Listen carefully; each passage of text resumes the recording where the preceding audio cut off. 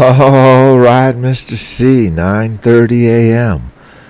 Gee, wasn't I just up a few hours ago doing this?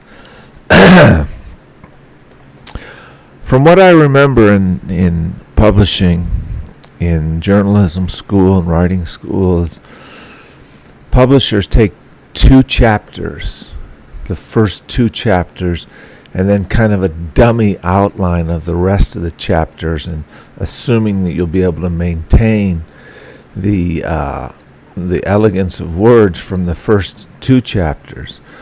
Well, this suits me just fine because those were the most interesting years of my life, and I hardly can contain them to 60 words, but I would certainly try. And first chapter, crucial. Went to Virginia Beach as a 3.5-year-old, and Mike had $29 and six people in the family, including my mom. Amy had not been born yet, and perhaps Jenny was just an infant. And I got lost at Virginia Beach. I wasn't scared. I wasn't crying. I was just standing by the lifeguard. And then my dad finally came to gather me up. I hardly think they noticed that I was missing. He showed little concern. He just put me right over his shoulder, and I was out like a light. Went to sleep, went back to the hotel, left the next day, arrived back in Parma Heights, Ohio, from Virginia Beach, with 29 cents in his pocket. You got to remember, that's when gas was about 18 or 19 cents a gallon. So that was a phenomenal story. Old jalopy for a car. A Peugeot, I believe it was, and that's what we drove down to Virginia Beach. And Mom was with somebody, Amy, I believe. Second story: jellyfish at Annapolis, Maryland, and Dad taking me out in a speedboat, and Grandma Annie saying, "Sean, Mike, make Sean sit down." And Mike, "Oh, it'll be all right." No, make Sean sit down. "Oh, he'll be just fine."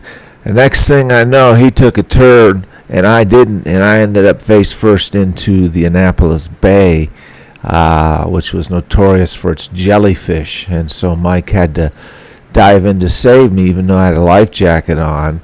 And the result was the loss of his glasses.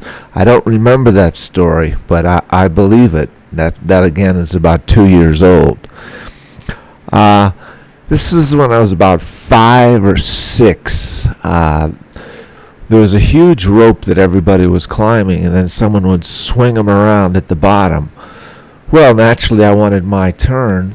So as Matt and Robbie stood by, I climbed the rope, and the gentleman began swing. It wasn't a gentleman. The asshole began swinging the rope from the bottom, and first one hand went off, and then secondly, and the other hand went off, and I could have broken my neck. I flew about 10 feet and landed in such a way that I just fractured my collarbone and not my neck.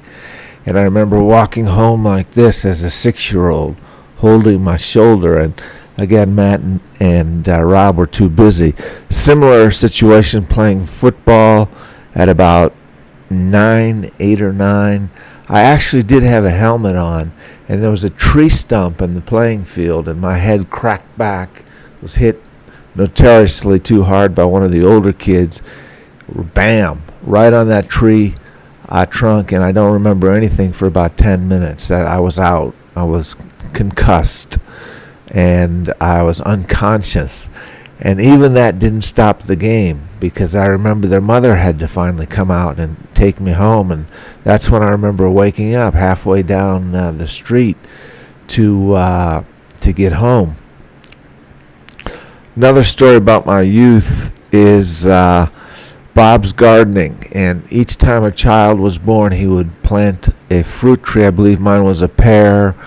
Robbie's was an apple, a peach tree, whatever, in his yard in honor of our births. That was good. Love for labs started at about 3 or 4 years old when Bobo's mother, Bess, who lived to be 91, had a black lab called Shadow. Old dog, but just a great, fantastic dog. Another dog story. I was bit by Gabby. That was Bobo's wiener dog.